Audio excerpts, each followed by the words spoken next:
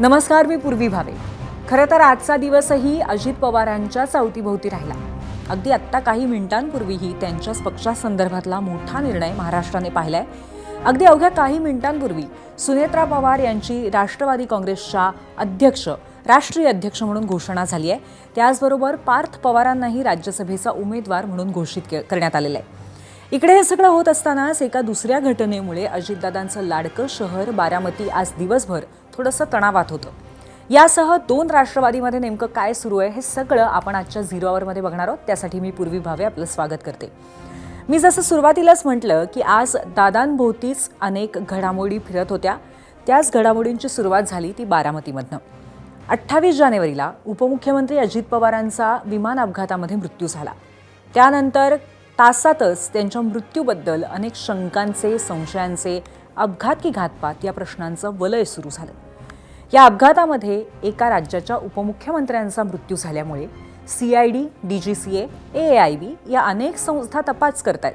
पण असं असलं तरीही दादांचे पुतणे आणि शरद पवार गटाचे आमदार रोहित पवार यांनी अजितदादांचा घातपात झाल्याची शंका उपस्थित करत हा मुद्दा लावून धरलाय.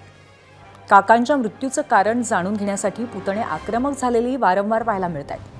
या तपासाच्या सुरुवातीपासूनच रोहित पवार VSR या विमान कंपनीच्या विरोधामध्ये गुन्हा दाखल करण्यासाठी आग्रही आहेत.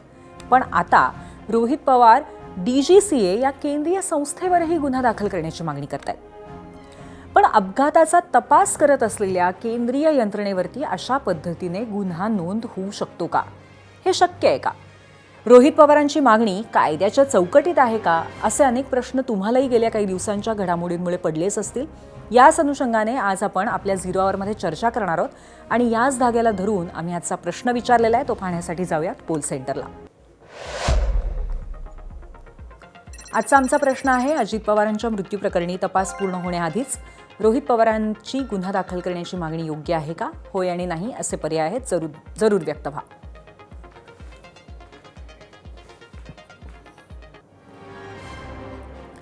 अजित पवारांच्या अपघातासंदर्भात असलेले संशय तांत्रिक मुद्द्यांच्या माध्यमातून मांडणारे रोहित पवार हल्ली अत्यंत आक्रमक झालेले दिसत आहेत. आज तर झालं असं की काल मरीन ड्राईव्ह आणि आज बारामतीमध्ये DGCA विरोधामध्ये गुन्हा दाखल करण्यासाठी गेलेले रोहित पवार यांची पोलिसांबरोबर वादावादी झाल्याचंही समजतंय. बारामतीमध्ये आज रोहित पवारांसोबत राजेंद्र पवार आणि युगेंद्र पवार बारामती पोलीस स्थानकामध्ये DGCA आणि VSR विरोधामध्ये गुन्हा दाखल करण्यासाठी गेले. यावेळी रोहित पवारांसोबत वकिलांचा फौजफाटाही होता, जेणेकरून गुन्हा दाखल करून घेण्यासाठी त्याच्या विरोधामध्ये कोणत्याही पद्धतीचा वाव उरणार नाही. रोहित पवारांच्या समर्थनासाठी राष्ट्रवादीचे कार्यकर्तेही पोलीस स्थानकाबाहेर मोठ्या संख्येने जमलेले होते. हे सगळं वातावरण असून सुद्धा आणि 2 तासांहून अधिक वेळ बारामती पोलिसांची चर्चा करूनही पोलिसांनी केवळ तक्रार दाखल करून घेतली, मात्र गुन्हा दाखल करायला नकार दिला. याच अनुषंगानं रोहित पवार यांनी पत्रकार परिषदेतनं अनेक प्रश्न उपस्थित केले. या प्रश्नांच्या माध्यमातून त्यांनी पोलिसांवरती कोणाचा तरी दबाव आहे असा आरोप केलाय. तर पोलीस या प्रकरणी कायद्याच्या चौकटीत राहून 0 FIR दाखल करू शकले असते, पण ते तसं करत नाहीयेत असं म्हणत त्यांनी पोलिसांच्या भूमिकेवरही प्रश्नचिन्ह उपस्थित केलं. यावेळी रोहित पवारांनी पुन्हा एकदा DGCAनंच जाहीर केलेल्या अहवालाचा संदर्भ देत VSR आणि खुद्द तपास करत असलेल्या DGCAवरती गुन्हा दाखल झालाच पाहिजे असा पुनरुच्चार केला. ऐकूयात काय म्हणालेत रोहित पवार पत्रकार परिषदेत.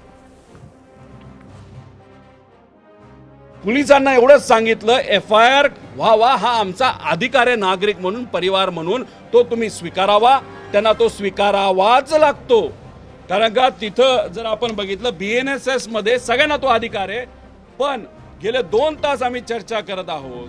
त्यांनी आम्हाला सांगत असताना नाही करता येणार नाही का? कारण का ॲक्सिडेंट रिपोर्ट हा फाईल झालाय. तर दादांचं आत्तापर्यंत काय झालंय? तर फक्त ॲक्सिडेंट रिपोर्ट झालाय 28 तारखेला. त्याच्यावर CID इन्व्हेस्टिगेट करते असं आम्हाला सांगितलं, असं तुम्हाला सांगितलं. अरे पण ॲक्सिडेंट रिपोर्टवर तुम्ही इन्व्हेस्टिगेट करत असताना जो क्रिमिनल अँगल आहे त्याच्याबद्दल काय?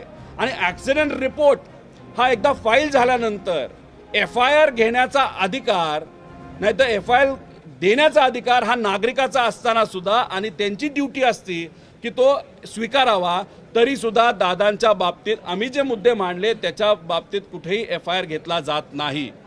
आम्ही जी तपास यंत्रणा आहे त्याच्यामध्ये येतोय का? अजिबात नाही. CIDला तपास करू द्या, CBIला तपास करू द्या, DGCIला तपास करू द्या, आम्हाला आक्षेप कुठंच नाही. आमचं असं म्हणणं आहे की FIR तुम्ही फाईल करा आणि तो तसाचा तसा हा CIDला पाठवा FIR, नाही तर CBIला पाठवा. एवढंच आम्ही इथं या ठिकाणी बोललेलो आहे. पण कुठंतरी म्हणजे अधिकारी बोलत असताना गेल्या 2 तासामध्ये आम्ही त्यांना सगळी पुस्तकं वाचून दाखवली, सगळे नियम तिथं दाखवले आणि कुठंतरी आता अधिकारी काही प्रमाणात आम्हाला सकारात्मक दिसायला लागलेत. पण काही जसं काल कुठंतरी तिथं असणाऱ्या अधिकाऱ्यावर एक प्रेशर होतं, असंच काही प्रमाणात प्रेशर इथं आम्हाला जाणवते. या पत्रकार परिषदेमध्ये आपण तपासाबाबत घाई करत नसल्याचं स्पष्ट करत तपास यंत्रणांना पुरेसा वेळ दिल्यानंतरच प्रश्न उपस्थित करायला सुरुवात केल्याचं रोहित पवार सांगायला विसरले नाहीत. यावेळी त्यांनी भाजप आणि राष्ट्रवादी काँग्रेसच्या काही नेत्यांच्या भूमिकेवरही टीका केली. 24-25 तारखेपर्यंत आपण का थांबलो? याच्या आधी 28 तारखेला ही घटना घडली. 30-31 तारखेला सुद्धा आपण FIR करू शकलो असतो, पण आपण थांबलो. तुम्ही थांबलात, आम्ही थांबलो, सगळे थांबले. नाही, खोलात जाऊ द्या, काय होतं हे आम्हाला समजू द्या. आणि मग जेव्हा 24 तारखेला या DGCLनीच सांगितलं की आम्ही 24 फेब्रुवारीला DGCL म्हणजे परवा सांगितलं की VSR कंपनीकडनं काही गोष्टी या नॉन कम्प्लायन्सेस झालेले आहेत. विमान चालवत असताना नॉन कम्प्लायन्स हा कुठलाही त्या ठिकाणी स्वीकारला गेला नाही पाहिजे. म्हणजे VSR हे जबाबदार आहेत. आणि आता येणाऱ्या पार्लमेंटमध्ये 9 तारखेला सुप्रियाताई, डॉक्टर कोले व आमचे सर्व खासदार, इतर पक्षाचे सुद्धा खासदार, ज्याच्यामध्ये काँग्रेस असेल, एकनाथ शिंदे साहेबांचे सुद्धा खासदार हा मुद्दा मांडतील असं आम्हाला वाटतं. आम्हाला विरोध हा भाजपच्या नेत्यांचा त्या ठिकाणी होतो. या प्रेस कॉन्फरन्सला एकनाथ शिंदे साहेबांच्या पक्षाच्या लोकांचा, नेत्यांचा आम्हाला तिथं विरोध नाही. म्हणजे अजितदादांना न्याय मिळावं हे एकनाथ शिंदे साहेबांची सुद्धा इच्छा त्या ठिकाणी दिसते. एक तर त्यांच्याकडे एकच खासदार आहे, ते आहेत सुनील तटकरे. त्यानंतर प्रफुल्ल पटेल आहेत. प्रफुल्ल पटेल अतिशय अनुभवी व्यक्तिमत्व आहे. कशामध्ये? एव्हिएशनमध्ये. आम्ही ज्या पद्धतीने इथं लढतोय, डॉक्युमेंट आणतोय, त्यांचेही जुने कॉन्टॅक्ट आहेत. त्यांनी आम्हाला जर मदत केली असती तर आम्हाला आवडलं असतं. 4-5 कागदं आम्हाला दिली असती, नाही लढा तुम्ही चांगलं करता, पण त्यांच्याकडनं अजूनपर्यंत झालं नाही, उद्या कदाचित होईल. अजित पवारांच्या मृत्यूवरनं थेट तपास आणि तपास यंत्रणेवरती प्रश्नचिन्ह उपस्थित होत असताना आज अखेर CIDनं पुण्यामध्ये पत्रकार परिषद घेतली. या प्रकरणातील तपास करत असलेल्या यंत्रणांपैकी ही पहिली तपास यंत्रणा आहे ज्यांनी माध्यमासमोर आपल्या तपासाची भूमिका स्पष्ट केली. अजित पवारांचा मृत्यू प्रकरणी CID अकस्मात मृत्यू, क्रिमिनल निग्लिजन्स आणि इतर कोणतं गुन्हेगारी कृत्य झालं आहे का या संदर्भात तपास करत असल्याचं CIDचे अप्पर पोलीस महासंचालक सुनील रामानंद यांनी सांगितलं. यावेळी सुनील रामानंद तपास वेगानं योग्य पद्धतीनं पुढे जात असल्याचं सांगायला विसरले नाहीत. काय माहिती दिली आहे त्यांनी पाहूयात. तपासाचा उद्देश काय आहे? या आकस्मिक मृत्यू मागे घातपात आहे का, हा त्या तपासाचा एक उद्देश आहे. म्हणजे घातपात आहे का याचा तपास. त्याचप्रमाणे याच्यामध्ये क्रिमिनल निग्लिजन्स म्हणजेच रॅश ऑर निग्लिजंट ॲक्ट जो आपण म्हणतो हा आहे का, हा सुद्धा त्या तपासाचा एक भाग आहे. आणि तिसरा आणि महत्त्वाचा भाग आहे की याच्यामध्ये कोणते गुन्हेगारी कृत्य घडलेले आहे का, ज्याला आपण इंग्लिशमध्ये इल्लिगल ओमिशन म्हणतो, किंवा इतर कोणते गुन्हेगारी कृत्य घडलेले आहे का, हा या तपासाचा स्कोप आहे. मात्र मी तुम्हाला खात्रीशीर सांगत आहे की तपास अतिशय योग्य वेगाने आणि अतिशय योग्य दिशेने चालू आहे. थोडक्यात जर या तपासामध्ये घातपात म्हणजे क्रिमिनल कॉन्स्पिरसी कट वगैरे किंवा क्रिमिनल निग्लिजन्स, कुठला रॅश ॲक्ट, कुठला निग्लिजंट ॲक्ट किंवा कोणत्याही प्रकारचे गुन्हेगारी कृत्य जसे की इल्लिगल ओमिशन इत्यादी असे निष्पन्न झाल्यास यंत्रणा ही म्हणजे CID ही योग्य अशा कलमांखाली गुन्हा दाखल करून त्याचा उर्वरित तपास पूर्ण करून न्यायालयामध्ये अभियोग चालवण्याची तजवीज ठेवलेली आहे. ही AAIBच्या इन्व्हेस्टिगेशनचा जो स्कोप आहे आणि CIDचा आकस्मिक मृत्यू तपास करण्याचा जो स्कोप आहे, व्याप आहे, त्याच्यामध्ये थोडी भिन्नता आहे. मात्र जो AAIB इन्व्हेस्टिगेट करून त्यांचा रिपोर्ट जनरेट करेल तो रिपोर्ट CIDच्या आकस्मिक मृत्यूच्या तपासामध्ये फॅक्टर इन होईल. CIDनं आपली भूमिका पत्रकार परिषदेतनं स्पष्ट केली खरी, पण पोलिसांशी चर्चा केल्यानंतर रोहित पवारांनी आपला मोर्चा पुण्यातल्या CID कार्यालयाकडे वळवला. रोहित पवार कार्यालयाला भेट देणार म्हणून कार्यालयामध्ये बंदोबस्त वाढवण्यात आला होता.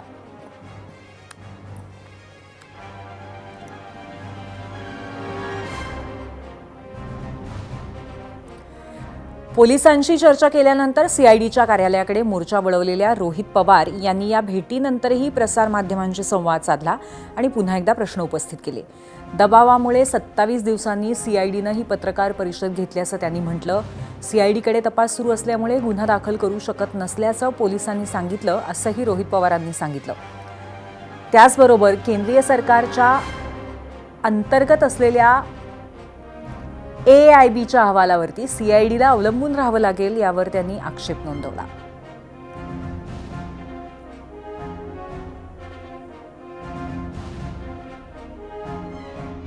आणि सगळी इन्व्हेस्टिगेशन त्या ऍक्सिडेंट डेथ रिपोर्टच्या अनुषंगाने तिथं सुरू आहे.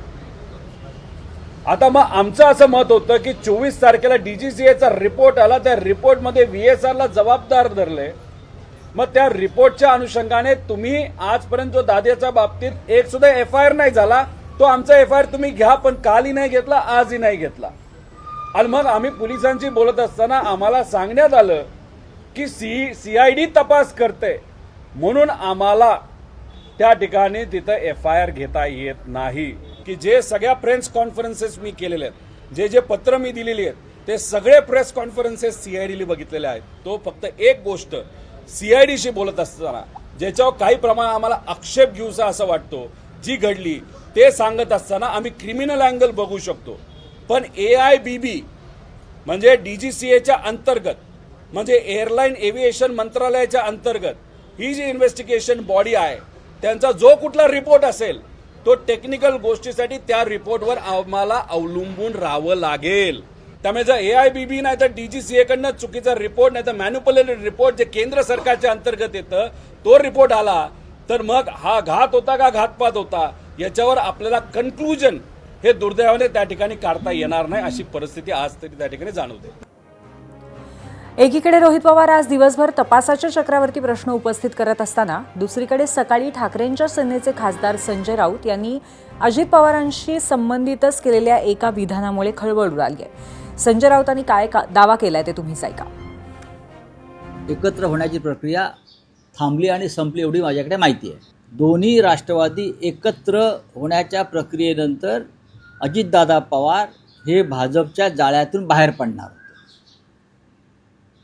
कळलं? मी जे म्हणतोय ते 100% सत्य आहे. आणि एकत्र येऊन एका मोठ्या राष्ट्रवादी काँग्रेस पक्षाच्या संदर्भात त्यांच्या काही भूमिका होत्या, हे आता हळूहळू जेव्हा आम्ही माहिती घेतो तेव्हा बाहेर ते, पण त्यांना भाजपच्या पकडीतून बाहेर पडायचं होतं. भाजप हा खोटा आणि ढोंग्यांचा पक्ष आहे, त्यांनी दादांनाही फसवलं. आता याच अनुषंगाने आमच्या प्रश्नावरती तुमच्या काय प्रतिक्रिया आल्यात ह्याच्यावरती आपण एक नजर टाकूया. जाऊयात मीडिया सेंटरला आणि पाहूयात आजच्या प्रश्नावर लोकांनी कशी आपली मतं व्यक्त केलेली आहेत. आधी तपास आणि चौकशी मगच रितसर गुन्हा दाखल झाला पाहिजे, शंतनू गौतम यांची ही प्रतिक्रिया आहे. मयूर बकलीवाल म्हणतायत, राजकारण बाजूला ठेवून प्रथम संपूर्ण आणि निष्पक्ष तपास व्हावा. पुरावे समोर आल्यानंतर पुढील कारवाई व्हावी. घाईघाईत आरोप करणं योग्य नाही.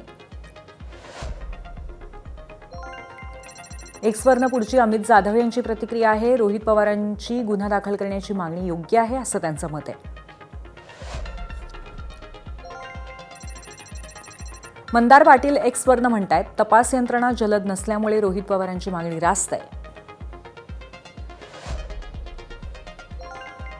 फेसबुकवरनं अमरजित साळुंखे म्हणतायत, गुन्हा नोंद झाल्यानंतर तपास करायला अर्थ आहे.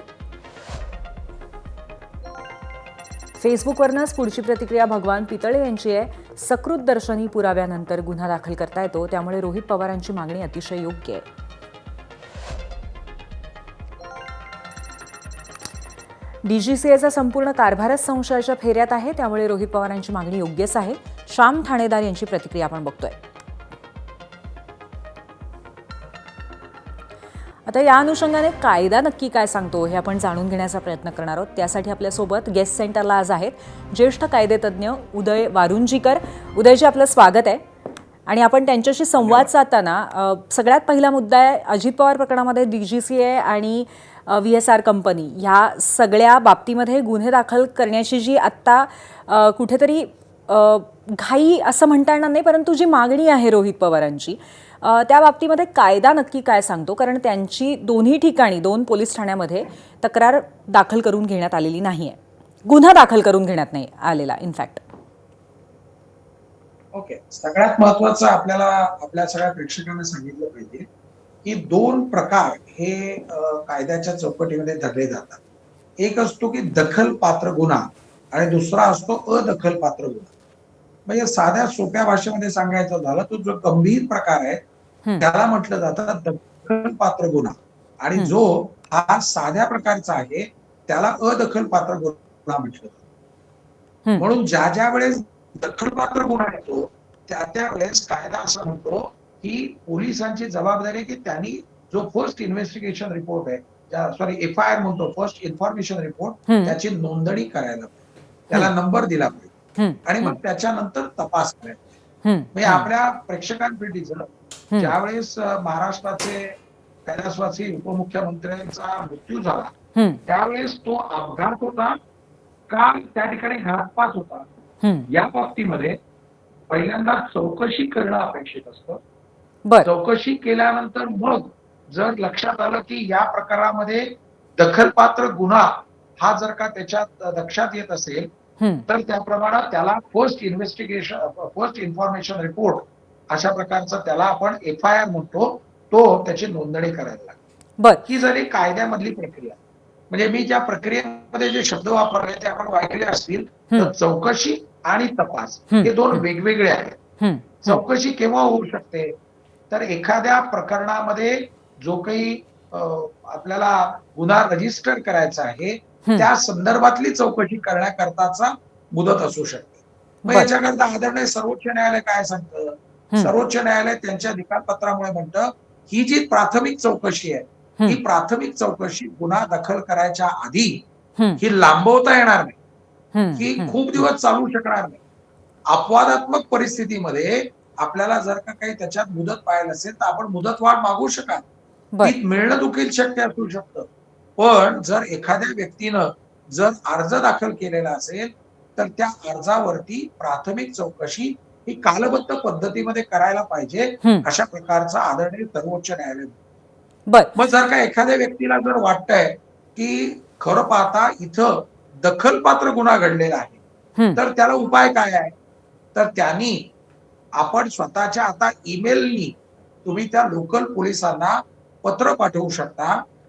कारण पूर्वी काय व्हायचं, पूर्वी ज्यावेळेस जुना कायदा होता त्यावेळेचा हद्द हा आमच्या हद्दीत गुन्हा घडला का तुमच्या हद्दीत गुन्हा घडला या प्रकारचा वाद रंगायचा.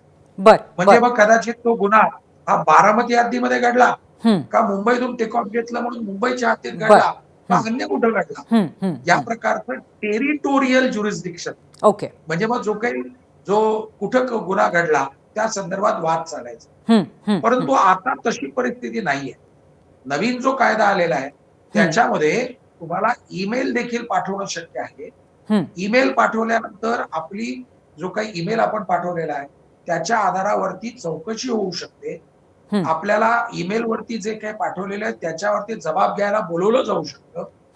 त्यामुळं मला असं वाटतं की प्रेस कॉन्फरन्स आणि मीडिया यांच्याकडे जाण्याच्या बरोबरीनं किंवा त्याच्या आधी ईमेल पाठवून ही सगळी यंत्रणा चालू करणं हा मला वाटतं त्याच्यामधला एक चांगला उपाय असू शकतो. कारण संपूर्ण महाराष्ट्राला असं इच्छा आहे की याच्यात खरोखर काय घडलं हे लोकांना कळलं पाहिजे. बरोबर आहे. पण आता उरला कायदेविषयक प्रश्न की पूर्वी त्याला 0 नंबरचा FIR म्हणायचा.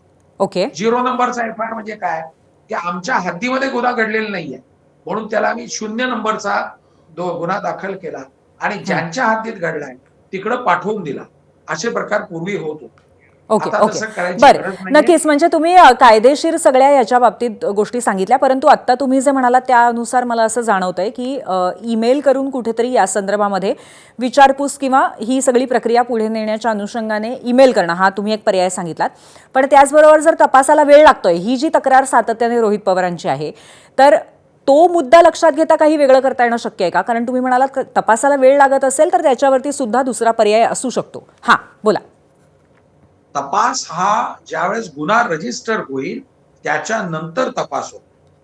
गुन्हा रजिस्टर करण्याच्या पूर्वी जी चौकशी असते त्याला प्राथमिक बरोबर आहे. चौकशी असते. चौकशीसाठी जो वेळ जातोय, कारण आता जोपर्यंत बाकीच्या सगळ्या यंत्रणा आहेत त्यांची चौकशी पूर्ण होत नाही तोपर्यंत गुन्हा दाखल होऊ शकत नाही असा याचा अर्थ असल्यामुळे चौकशीसाठी जो वेळ लागतोय त्याच्या विरोधातला जो आक्षेप आहे त्या संदर्भात काही करता येऊ शकतं का? त्या संदर्भामध्ये निश्चित दाद मागणं शक्य असू शकतं.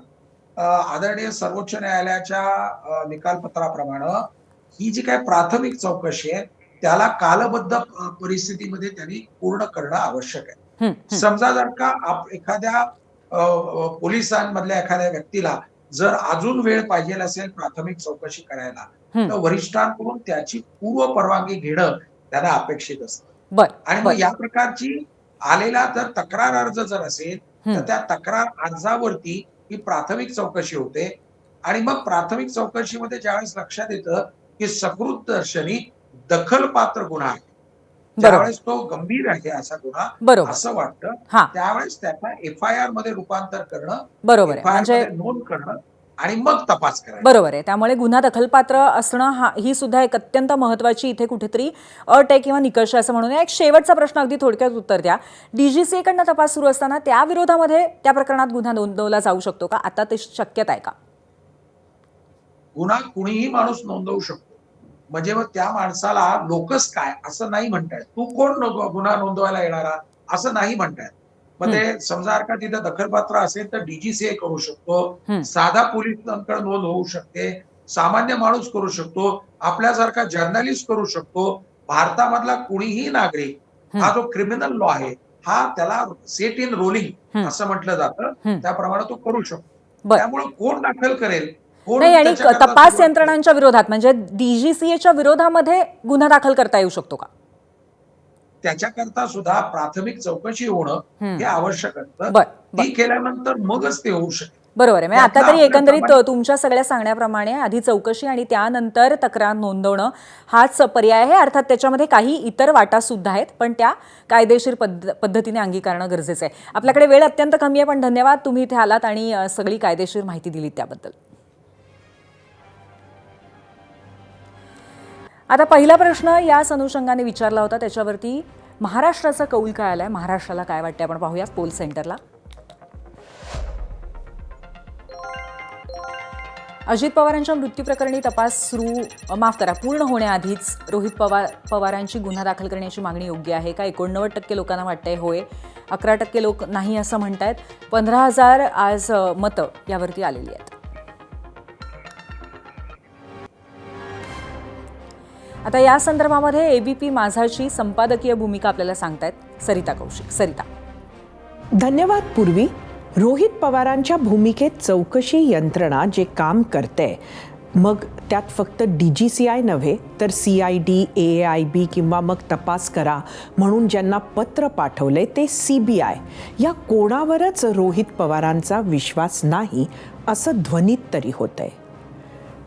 अनफॉर्च्युनेटली ज्यांच्या बरोबर अजित पवार सत्तेत होते ते किंवा जिथं त्यांचा पक्षसुद्धा बसला आहे तिथून रोहित पवारांना कुठलंही उत्तर मिळत नाहीये हे आपण बघतोय. रोहित पवार आणि इतर आमदारांना अजित पवारांच्या जाण्यानं झालेला शोक हा त्यांच्या क्लेशाचा महत्त्वाचा भाग आहे. तसंच राजकीय आणि सामाजिक जीवनात तक्रार वजा आंदोलन हे महत्त्वाचं असतंच.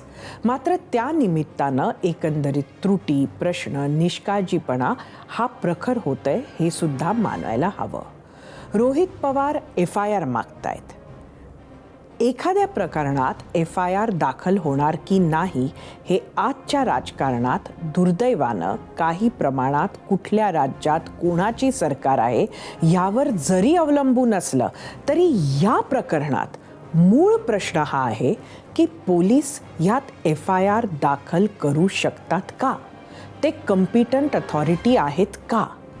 कारण काल Rohit Pawar marine drive police ठाण्यात गेले आणि आज ते बारामती पोलीस ठाण्यात गेले.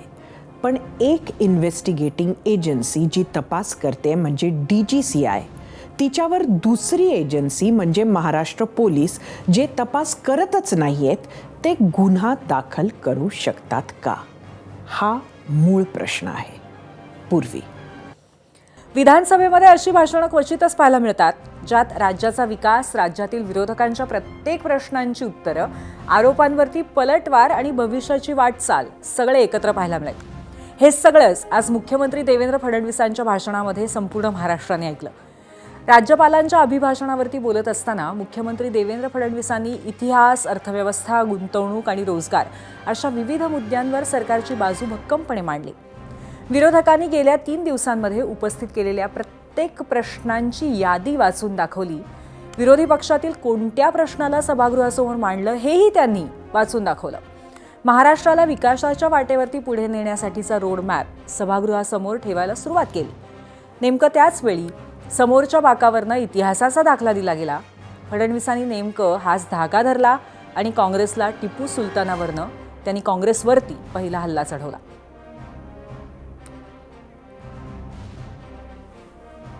टिपू सुलतान चांगले होते का वाईट होते याच्यावर आक्षेपच नाही, त्याच्यावर चर्चा कितीही करू. आक्षेप या गोष्टीला आहे की ज्यावेळेस कोणी हे म्हणतं की टिपू सुलतान छत्रपती शिवरायां एवढे मोठे राजे होते, याला आक्षेप आहे. ज्यावेळी असं म्हटलं जातं की छत्रपती शिवरायां एवढाच गुणगान टिपू सुलतानचा केला पाहिजे, त्याला आक्षेप आहे. आणि तुम्हाला एक गोष्ट सांगतो, दुर्दैवाने या देशाच्या इतिहासाशी जी छेडछाड करण्यात आली त्यामध्ये वर्षानुवर्ष आम्हाला हे शिकवलं की टिपू सुलतान महान राजे होते, पण हे कधी सांगितलं नाही की 75,000 हिंदूंची आणि 33,000 नायरांची कत्तल करणारे देखील तेच टिपू सुलतान होते. नाही शिकवलं आम्हाला. ते इंग्रजांशी लढले सांगितलं, पण कशा करता लढले? स्वतःचं राज्य वाचवायला लढले.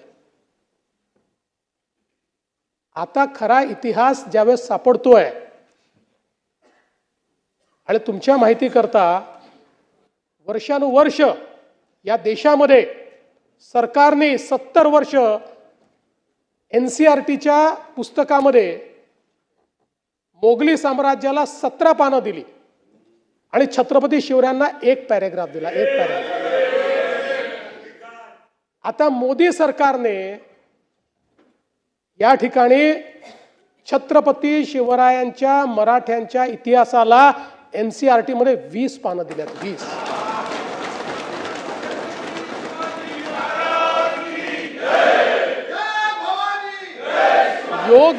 योग्य वेळी जर आपण नीट इतिहास शिकवला असता तर या देशातल्या एकाही मुसलमानाने औरंगजेबाला आपला हिरो म्हटलं नसतं. तर काँग्रेसनं 70 वर्षात खरा इतिहास कधीच शिकवला नाही असा हल्ला करत असताना महायुतीचं सरकार शिवधर्माचंच अनुकरण कसं करतंय हे देखील त्यांनी सभागृहाला सांगितलं. पाहूयात. छत्रपती शिवरायांनी देखील आपल्याला जो महाराष्ट्र धर्म सांगितला तो आपण सगळे जाणतोच. मराठा तितुका मिळवावा, महाराष्ट्र धर्म वाढवावा, आहे तितुके जतन करावे, पुढे आणिक मिळवावे, महाराष्ट्र राज्य करावे जिकडे तिकडे, अशा पद्धतीनं सगळ्या क्षेत्रांमध्ये महाराष्ट्राला पुढे नेण्याचा प्रयत्न आपण चाललो आहे. महाराष्ट्र प्रत्येक क्षेत्रात अग्रेसर कसा होईल यासाठी शिवरायांची शिकवण आजही किती महत्त्वाची आहे हे बोलून झाल्यानंतर फडणवीसांनी मोर्चा वळवला तो दाओस दौऱ्यावरती होणाऱ्या टीकेकडे. सरकारचा दाओस दौरा जेव्हा जेव्हा होतो तेव्हा विरोधकांकडनं एक टीका कायम होते, ती म्हणजे भारतीय कंपन्यांसोबत करार करायचे तर दाओसला कशाला जाता. हा सवाल आजही अधिवेशनात कानावर पडला. मग काय, फडणवीसांनी आदित्य ठाकरेंचा उल्लेख करत उत्तर दिलं. जे काही डावोसमध्ये करार झाले त्या संदर्भात देखील या ठिकाणी पुष्कळ बोललं जातं. अनेक वेळा तर हे सांगितलं होतं की तिथे जाऊन करार का करता, इथेच का करार करत नाही. आता आदित्यजी तुम्ही गेला होतात, एक करार केलाय तुम्ही, आहेत त्याचे फोटोही आहेत, केले आहेत, नाही चूक नाही आहे. अरे बाबा तुम्ही का, why are you defensive, you are absolutely right doing that. हां येस, हां येस, पुढच्या वेळेस घेऊन जातो, माझी अडचण नाही, मी घेऊन जातो.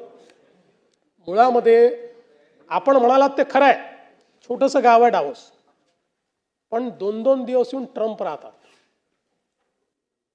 जगातल्या सगळ्या अर्थव्यवस्था या त्या ठिकाणी त्या काळामध्ये असतात. जगातले सगळे बिझनेसेस असतात. If you have to be relevant in economic world, you have to be there. आणि मला सांगताना आनंद वाटतो की आम्ही महाराष्ट्राचा रेलेव्हन्स तिथे इतका वाढवला आहे की डावोसमध्ये ज्या काही वेगवेगळ्या चर्चा असतात त्यात महाराष्ट्राची देखील एक चर्चा असते. इतक्या मोठ्या प्रमाणात या ठिकाणी आपण हे करतो. मुख्यमंत्र्यांनी सभागृहामध्ये आदित्य ठाकरेंना ऑफर दिली, त्यावर आदित्य ठाकरेंनी काय उत्तर दिलं हेही पहा.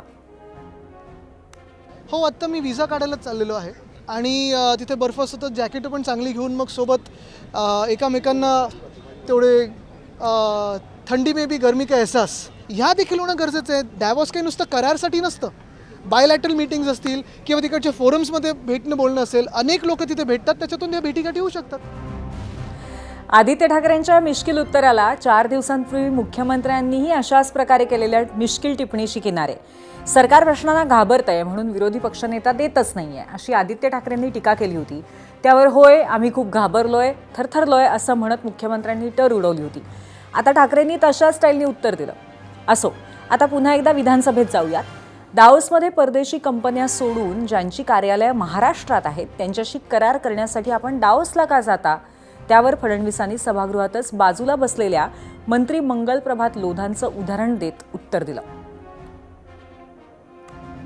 आमच्या लोढाजींच्या मुलासोबत एक करार आम्ही केला, त्याच्यावर खूप लोकांनी म्हटलं की लोढाजी तर तुमच्या मंत्रिमंडळातच आहे, इथेच बसून त्यांच्याशी करार का नाही केला. बरोबर आहे, इथे बसूनही करार करता आला असता त्यांच्यासोबत. पहिली गोष्ट तर आपल्यालाही कल्पना आहे की त्यांचे जे सुपुत्र आहेत हे काही केवळ त्यांचे सुपुत्र नाही, महाराष्ट्रातले आणि देशातले एक लिडिंग उद्योजक आहेत. यांच्यासोबत कशाचा करार आपण केला आहे, आपण 1 लाख कोटीचा करार केला आहे FDIचं गुंतवणूक इन डेटा सेंटर. आणि गुंतवणूक कोण करणार आहे, लोढांचं काम काय आहे, लोढांचं काम आहे जागा आणि सगळ्या व्यवस्था करणं, म्हणजे इलेक्ट्रिसिटी आणणं, पाणी आणणं, हे त्यांचं काम आहे. गुंतवणूक कोण करणार आहे त्या ठिकाणी, सगळे हायपर स्केलर्स गुंतवणूक करणार आहे. ॲमेझॉन, STT, मायक्रोसॉफ्ट, NTT, म्हणजे जगातल्या ज्या सगळ्यात मोठ्या डेटा सेंटर कंपन्या आहेत त्या करणार आहेत. आणि म्हणून त्यांच्यासोबत करार केला, हा लोढांसोबतचा करार नाही आहे. तर लोधांप्रमाणेच अनेक उदाहरणं देत मुख्यमंत्र्यांनी दाओसचा दौरा किती महत्त्वाचा असतो हे पटवून दिलं आणि नंतर विरोधकांवरती हल्लाबोल करण्यासाठी नाशकात होणाऱ्या कुंभमेळ्यावरच्या प्रश्नांचंही उत्तर दिलं. जयंतरावनी तर 3 इडियट्स मधला डायलॉग देखील आम्हाला एक सांगितला, पण जयंतराव त्यातला दुसरा डायलॉग आहे, don't worry, all is well, all is well, all is वेल.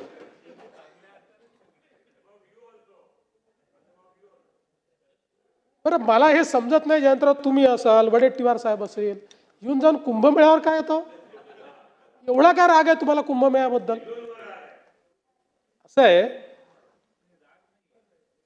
असं आहे की कुंभमेळा नाही त्रुटी नाही, त्याच्यावर इतका पैसा का खर्च होता असं तुम्ही त्या ठिकाणी सांगितलं म्हणून सांगून देतो. कुंभमेळा हा दर 12.5 वर्षांनी येणारा हे जगातलं इनटेंजिबल हेरिटेज आहे. जगामध्ये इतक्या मोठ्या प्रमाणात कुठल्याही फेथमध्ये अशा प्रकारचा मेळावा होत नाही जो कुंभमेळा होतो. आणि म्हणून ही एक आपली इनटेंजिबल फेथ आहे. आज एका कुंभमेळ्याने यूपीचं ब्रँडिंग संपूर्ण जगामध्ये झालं, संपूर्ण जगात झालं. आणि आपल्यालाही नाशिक कुंभमेळ्यातनं जगामध्ये महाराष्ट्राचं ब्रँडिंग करायचं आहे. अजितदादांच्या मृत्यूनंतर लगेचच राजकीय वर्तुळामध्ये चर्चा सुरू झाली होती, ती म्हणजे आता पक्षाची जबाबदारी कुणाच्या खांद्यावर येणार. यासाठी काही ना काही कारणांनी पक्षाचे कार्यकारी अध्यक्ष प्रफुल्ल पटेल यांचं नाव पुढे येत होतं. पण प्रफुल्ल पटेलांनीच या चर्चेला पूर्णविराम देत आपण या शर्यतीत नसल्याचं स्पष्ट केलं. काही दिवसांपूर्वीच पक्षाकडनं ही जबाबदारी उपमुख्यमंत्री सुनेत्रा पवारांकडे सोपवली जाणार आहे याची घोषणा करण्यात आली होती.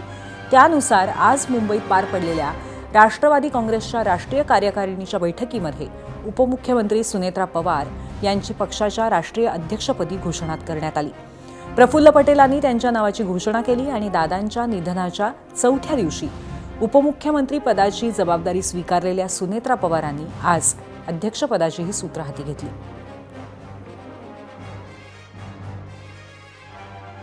एकदा हात वर करून सुद्धा या आपल्या सुनेत्रा वहिनी अजितदादा पवार यांचा राष्ट्रीय अध्यक्ष म्हणून आपला सगळ्यांचा पाठिंबा आहे.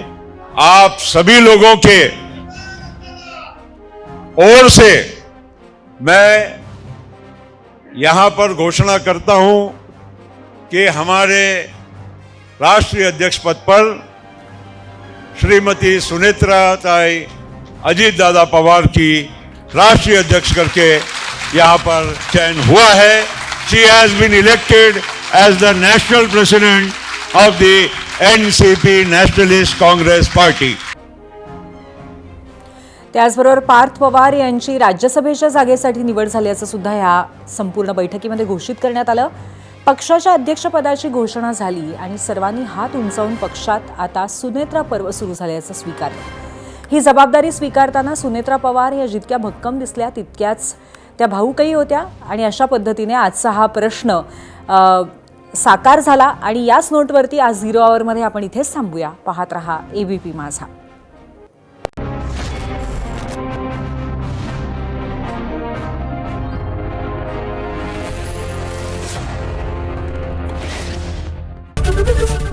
ABP माझा, उघडा डोळे बघा नीट.